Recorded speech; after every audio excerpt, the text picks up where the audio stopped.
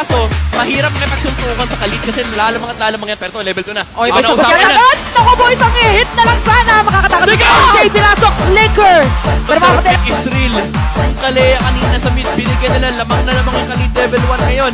Even though si JP yung nauna doon. Problema si Ohib na ipit. O Carl! Kaya nasa top lane ka na may bottom lane, pero napakaganda lang sagot! Hindi na nakagalaw mga players dito ng Aurora! Pero nandiyan si Rene J.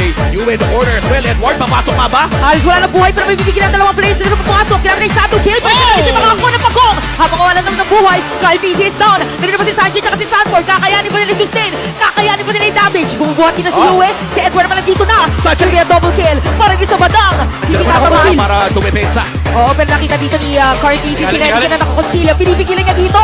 Pero makakapag-flicker out back. Beast bomb! Pero Cyclone Eye! Paano kung biglang mag-steer distraction? Pero kung natin kinala, Naku! si Owen kaya papatay na dito sa kamay. Hindi mo kaya hapon si Carl BC. Naku, may iiwan na siya. Pero